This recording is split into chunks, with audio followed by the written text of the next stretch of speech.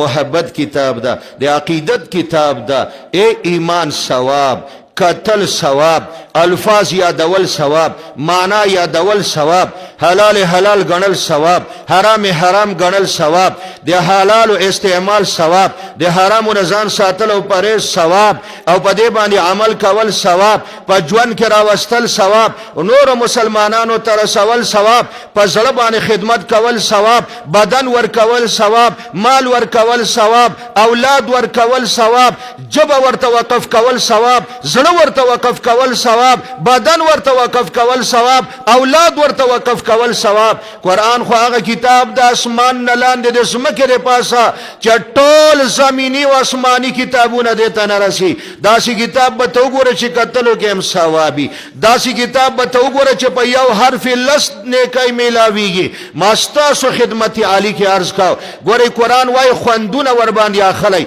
بل له قرآن اورئ خوندونه ور باندې اخلی حدیث پاک د عبدالله ابن مسعود رضی الله عنه د 100,000 نه بر صحابه کرامو کې د 15مه مرتبه صحابي دا یو ځلی فرمای رسول الله مبارک ما تراغه ما ته وی یا عبد الله ما ته قرآن واوروا چې زستا د خلینه قرآن واورم وی مال جلا راغلا یا رسول الله علیه السلام قرآن خو په تاسو باندې نازل ده د حبیب کلام د محبوب په جبه باندې خوان کوي د حکمت خبره د حکیم په جبه باندې خوان کوي قرآن په تاسو نازل ده ما نه اوریدل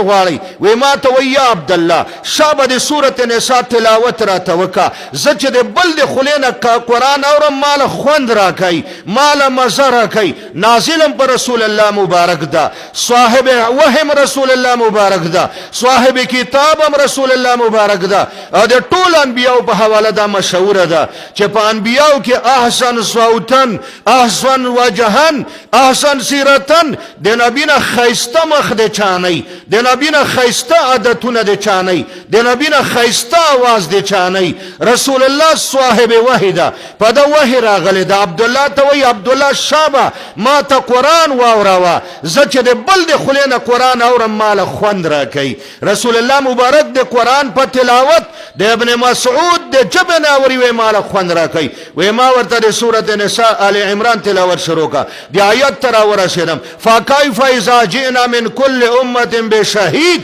وجئنا بك على هؤلاء شهيدا وی دی آیت ته چراغلم ما د محبوب سترګو مبارک ته قتل د سترګو نه اوخ کی روانه وي سر مبارک خطانی ولو ما ته وی عبد الله بس دا مال جړه راغله دا حالت مانع د اوریدلو د قرآن نه زد دی آیت په معنا کې تدبر او تفکر او سوچ کوما دا تلاوت د لګوندې ودروا محدثین او حضرات لیکلي دي چې رسول الله مبارک ولی عبد الله ته وی ما ته قرآن واورا وی دا جمع بین الفضیلتین کول غواړي نبی پاک او تعلیم ورکوي امت ته چې په خپل باندې واوري وای یو فضیلت ده خپل وای یو خوندونه تنا خله مزي اغله لطف اندوز کېږه ورنه او کله نه کله بل چاته وای چې راشه ما ته قرآن واوروا اغینم خوند او مزه واله لطف اندوز شتینا دویمه خبره درته کوم داسې مکوئ چې موږ د بابا او د ادینه قرآن یاد کړی ده د نیا بیبي نه یاد کړی ده د نیکه نه یاد کړی ده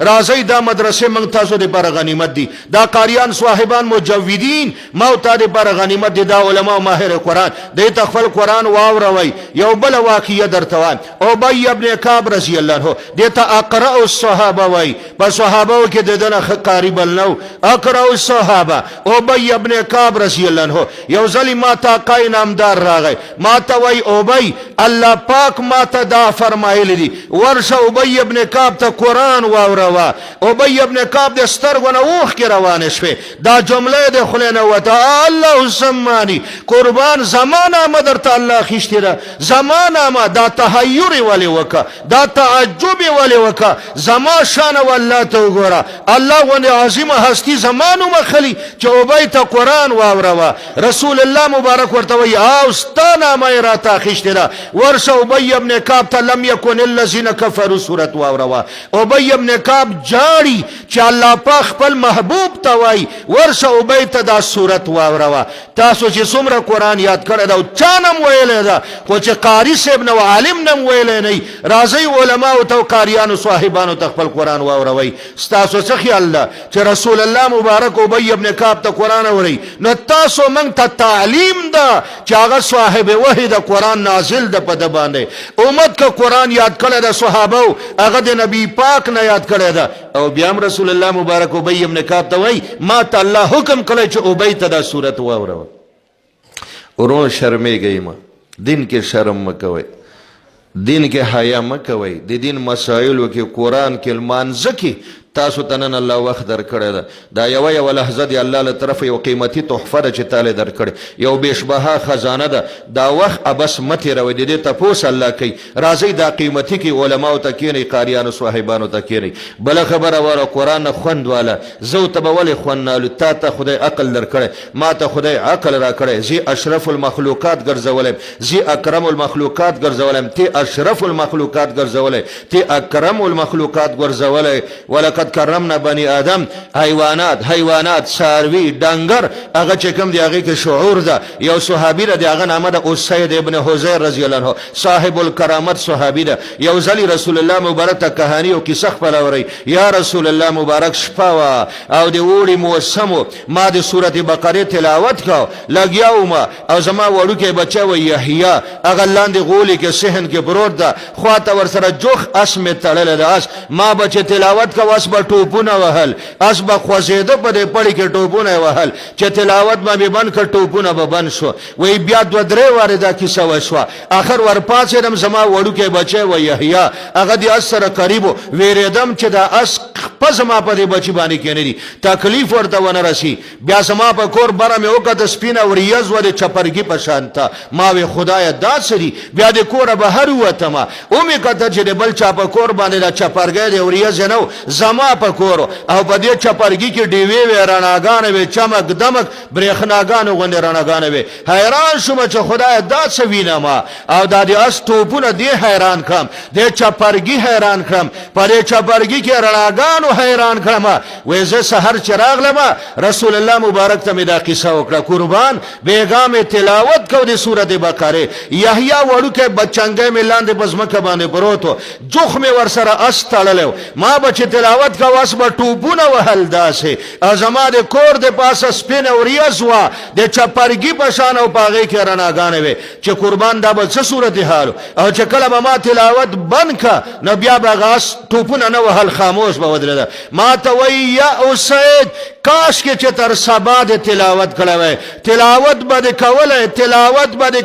تلاوت به دې کولی دا اس چې ټوپونه وهل تا چې د قرآن تلاوت کو د سورت بقرې اس تا د تلاوت نه خوندونه او مزې اخیستی دا خو د ډېر خوند او د مزې نه دا ټوپونه وهل یو سړی چې ډېر خوشحاله شي په انسانانو کې عقلمندو کې یو خبره واوري ټوپونه وهي د خوشحالۍ نه دا اس زناور ده حیوان ده یو څاروی ده د قرآن په اورېدو باندې خوندونه علي مسلمانه ته ولې د دې نه خوند او مزه نه علي یو پخوا به یو مصره وه چا به کوله وایي خال مې د کونډې په مخ ولید پیغله د خواره شي چې کم دی له خالونه نه چې حیوان د دې نه خوند او مزه اخلي مسلمانه ته خو خدای اشرف المخلوقات پیدا کړی تی افضل المخلوقات اکرم المخلوقات پیدا کړی د عقل غوندې قیمتي جوهر یې درکړی ده ته ولې د قرآن نه خوند او مزه نه علي راځئ نن به یو واده سره کوو نن نه به دا توبې وباسو سندرې به نه اورو سندرو باندې به دا نه وایي چې موږ خوند او مزې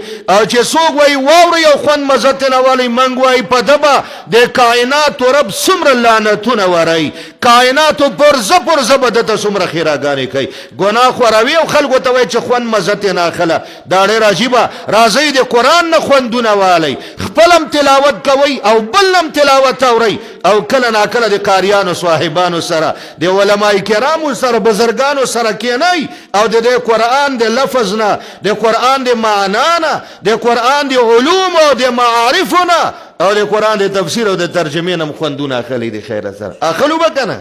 قرآن نه به خوند اخلو د خیره سندرې به نه وو نه به موږ سندرې اورو نه به بچیان پرېږدو او نه به د سندرو نه حوست د خپلو کورونو زړونو ته راولو